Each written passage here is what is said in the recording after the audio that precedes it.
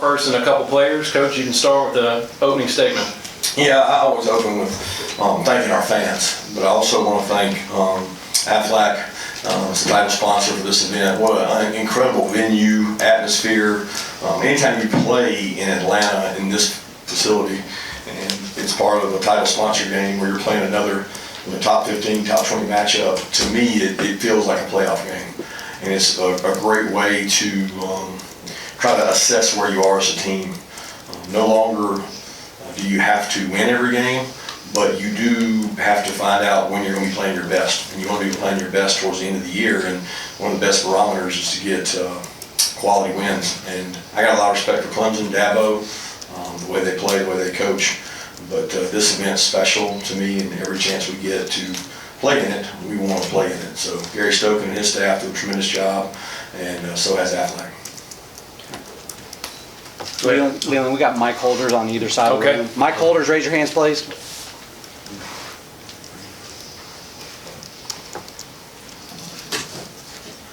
And for them with the for boys, Coach Malachi Stars, a few years ago as a freshman in this game, he made a big interception. Made another huge interception this game today, and then freshman KJ Bolden. He's a freshman, had a pretty good game. What do you attest the credit to Stark's growth in this game and being able to put freshmen in games like this that they have in their performance? Yeah, I think Coach Schumann and his defensive staff have done a tremendous job of making our defense adjustable, complex without being complex, and you can play more players that way. So we drill freshmen all the time. We had Malachi play in this game 2 years ago. KJ played in the game today. Michael played in the game 2 years ago. If you're a talented freshman and you can learn, then you can play. And Malachi's growth is a credit to his humbleness or his humility. And he is a great kid from a great family, and that's what makes Malachi special. Coach, to tell the two how that first half looked a lot like that game in Charlotte a few years ago. Just what kind of adjustments, or was there anything you saw at halftime, or what would you owe the offense getting loose in the second half? I think that Mike and the staff did a good job at halftime, looking at pictures, seeing what was there, capitalizing on some explosive plays. We blocked well on the perimeter, and that drive in the second half kind of opened things up. It loosened them up. It allowed us to be more explosive, and we used some tempo to help us, and we think we're a really well-conditioned team, and I thought that juice between Nate's quickness, Rawson energy, and Arian and Dylan making some plays on the perimeter. Yeah, Michael goes down in the third quarter, and it looks like Jalen Walker comes in at outside linebacker. He gets back-to-back tackles for loss on one drive. The next drive gets back-to-back sacks. What sort of allows him to come in and play both inside and outside and make an impact like that, like he did today? Yeah, he wasn't really playing for Michael. He was playing outside linebacker before Michael went down. They don't really play the same position. There's packages there where Jalen plays inside. There's packages where Jalen plays outside. We've had to get uncomfortable as coaches to use his skill set, and I think Schumann and the defensive staff have done a great job of finding ways that he can be successful. So Michael and him both are really good football players, and they both need to be on the field. They don't need to share time. Coach, I think during the game, Bull tweeted that Malachi's the best DB in the country. Do you think you've got Javon Bullard during the game? Do you feel that way about Malachi? Do you think he's the best DB in the country? I don't know. How can I judge? I haven't seen him. It's easier for Bull to say that because he's seen the things that Malachi's done in practice. I do think the play I saw him make today may be one of the best defensive football plays I've ever seen live in person. I've seen a lot of on TV, but that one, he twisted and contorted his body, and how he could find the ability to go find that ball and get it is it's pretty special. Hey, Coach, over here. Obviously, the first half, it was a little bit difficult to get the running game going. How did Nate Frazier help you guys open up the offense a little bit and get the offense going? Well, I don't know that Nate opened up that. We had some perimeter runs to start the game, and you try to mix and mingle and try to catch people off balance. We thought that we could run it a little better inside than we did. They have some big defensive linemen. They're big on their edges. They're big up the middle. They're going to give people problems defensively. I have a lot of respect for them. I think Nate brought a little juice and a little energy there, as Cash did too, and Branson hasn't played football in a year, so Branson's going to be fine. He's a really good back, and we're going to continue to get better, and look forward to using all those guys' skill sets. We've got a really good dynamic in that running back room in terms of the players we have. Coach, on that note, Nate Frazier had an excellent debut, and I was just wondering how would you assess his place on the depth chart after today? We don't do depth charts at running back. I mean, Cash Jones had a great day too, and I was really proud of all those guys stepping up. But there's no depth chart. I mean, we play the guys that have the best week of practice. Kirby took your transfer receiver today, he made some big plays, and Colby down right goal, I made a great catch in London. Showed how fast he is when he can get the ball in his hand in space.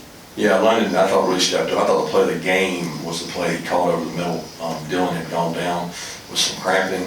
London had to step up and go play. He made a great catch. I think it was a third down conversion, I'm not sure, but once we converted that, it kind of was a springboard to being explosive and scoring, and I thought that was a clutch catch. You know, London is a great kid. He's very level-headed. Nothing really affects him.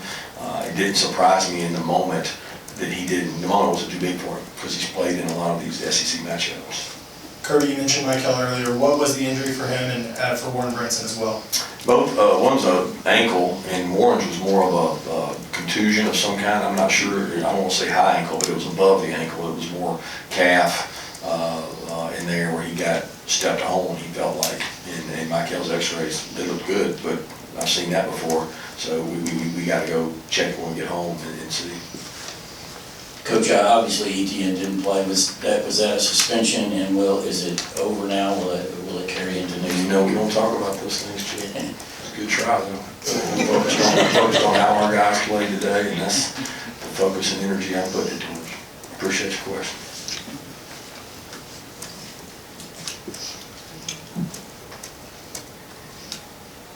We all know that Carson is calm, cool, and collectible. We've heard you say that you wanted to show a little bit more passion, get his teammates fired up. Did you see that from him today? Yeah, I thought he got a little passion and energy too there. You know, we started a little bit early and didn't have the third down conversions we did in the first half, and I thought he responded well to that. He came in, sat down on the iPad, and he told me when we came out the second half, he said, "We're going to go there and score, Coach," and sure enough, we did. And I thought he really handled that well. And look, that's a good defense, guys. Y'all can say what you want. That's a really high quality defense. And that kick from Peyton, 55-yarder, I mean, pretty late in the half there. How big was that for y'all? Yeah, it was big at the time, but it just, you know, you can't play these games in 3-3-3-3. You got to score touchdowns, and that probably was a little out of my comfort zone, but it looked to me like he had some room to spare on it, you know, and what was it? Was it 50 what? 55. 55, yeah, I didn't even realize. I knew that when we went to kick it, it was out of the zone that I really wanted to, but I didn't have a lot of options there, and we were playing field position, and I've seen him make them, so indoors, I think it makes it more significant. Yeah, Coach, I believe Carson Beck extended some plays with his legs there, a couple third down conversions. Just talk to that growth in the area of his game using his legs. Yeah, tremendous. I mean, the first conversion was that. It didn't end up in points, but what it did is flip the field position. It made them play behind the bad field position most of the game. He has the ability to do that, and I tell people all the time, they don't know the athlete he is, and it's not the speed, it's the body control, decision making. He can hurt you when you go out there and match everything, and then he takes off on you. He's got really good pocket presence, and he makes a play with his feet. Yeah, with Warren going out, Jordan Hall, Xavier McLeod not out there. What did you see out of Christian Miller and Nas Stackhouse today in the middle of the defensive line? Just tough guys, man. I can't say how they played. You know, I didn't watch it specifically. But to play the plays they play, the number of snaps, the volume they've taken, they have been extremely durable and extremely tough. Trey's done a great job of bringing the young players along in that room. And, you know, we're getting a blessing in some ways of getting all these young guys ready while we're trying to get healthy. And that could really pay dividends late in the year if we get everybody back. Hi, Coach. Some of the talk surrounding Clemson has been that they've not been utilizing the transfer portal as much as some other teams have. Can you talk about how the transfer portal guys have affected your roster and how they've affected the way that you guys play this year? Yeah, that's hard for me to speak on. I'm not judgment of someone else. I guess you're not asking me to judge their program. You're saying how the transfer guys have helped our program.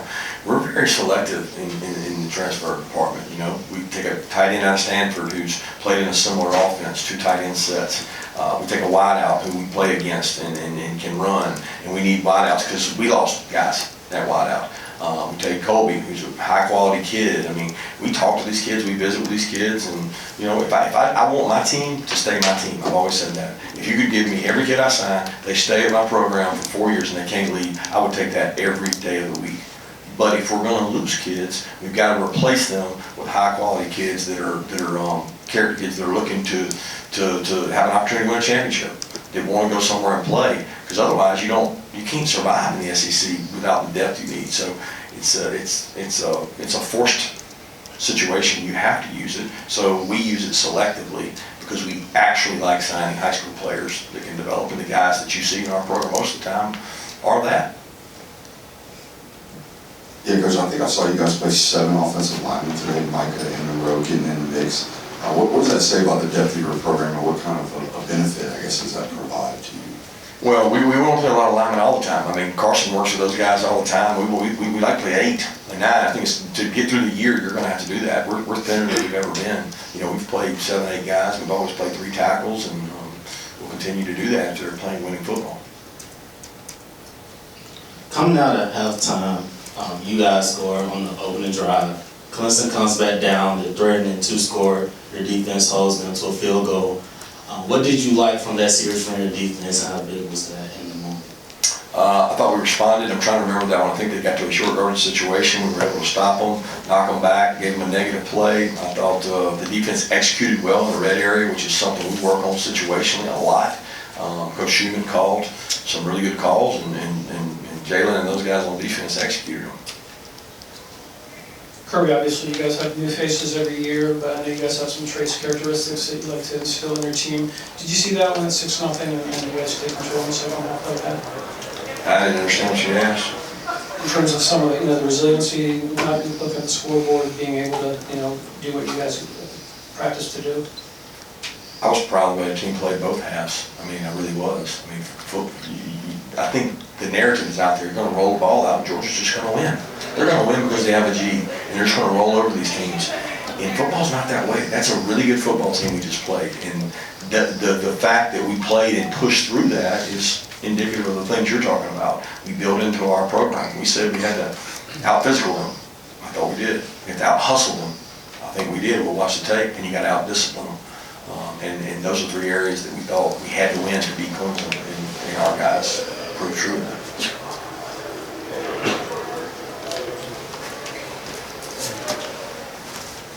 Got another question for Coach Smart? Raise your hand, we'll bring a mic around to you. Allison?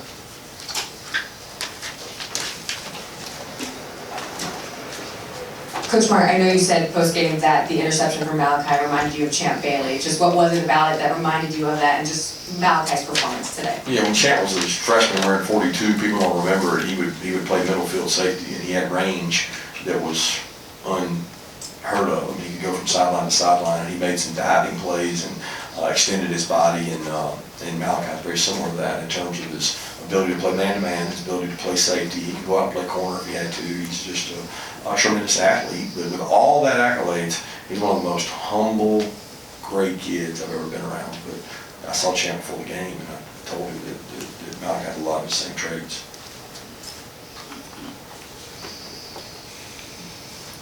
Question in the back. Kirby, the past couple off seasons, there were some incidents, and from the outside there were questions about the culture of Georgia football. On the inside, how would you describe the health of the culture of Georgia football right now? Awesome. I wish you could talk to our players. I wish you could live in there and see our guys day to day, and see Thomas Settles and Brian Gant and all the people that stand up in front of our team and talk about connection and share their experiences. And There's two of them sitting right there. You can ask them. They'll tell you. What you know in the inside is a lot more than what people can paint pictures to be outside. And people use it in negative recruiting, and they throw it out there. It comes back to bite them too. Coach, right here, you guys won 40 consecutive games in the regular season. That means you got to be a very focused program. What do you think the secret is for you keeping these players focused? No matter, players come and go, but that focus seems to be pretty consistent. I think it's a process. Like, we believe in what we do. Like, the leaders on our team that I meet with, they believe in it, they sell it, they push it to the younger players. I think somebody said the other day we had 38 or 42. My advisor brought to me, we had 42 or 38, I can't remember what it was. I had to sign something saying they were all eligible and they were all new. We had 38 or 42 new people, new. And when you turn over that much, you better have a nucleus around them that can keep them grounded. And that's what we've been able to sustain in Georgia, is we're not going to change what we do based on who we play. We're going to do what we do. We're going to try to out-execute you and just do it the right way. And I think a lot of people, that's hard to do. I think it's hard to do it the hard way all the time because everybody wants to find an easier way. And it's no easy way to win these games. They're all hard. Coach, over here, on that fade route to Colby Young, it looked like Beck and Young had been playing together for years. So how have they been able to build that connection so quickly? Yeah, it's been tough because Colby hasn't actually practiced a full practice week. He was very selective. We had him, where he was not taking a full load of reps. They had a really good connection early in camp, and then when his hamstring occurred, they lost some of that rhythm.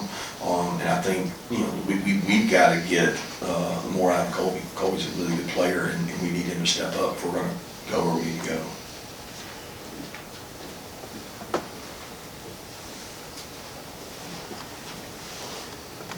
I'm sorry if you were asked this already, but what can you say just about your freshman and Nate Frazier and the impact that he's had in this game? Especially, it's not all the time that a freshman does make an impact like this. It's awesome. The players can tell you that I get on him all the time because he's out of control. He is just foot fire, moving, going at the speed of light, doesn't know he might run into a brick wall, cutting back, and he cut back a couple times in practice, and I told him, I said, when you get in a real game, you cut back like that, they're going to light you up. I've actually said some things I can't say in here, but he cut back and went all the way across the field for about 50, and I told him it was okay now. He could do that, but he's a great kid. He got an opportunity. He seized the moment. A lot of people locked in front of him, and like I told you, Chauncey Bowens is a good back. He's going to have an opportunity to grow and play. So I'm looking forward to that room. I think we got some juice in that room as they get more experience. Look, guys, Nate's a long way from a complete package. He wasn't here in the spring, so he missed 15 practices of intense work that he's trying to play catch up on. Got time for one more question?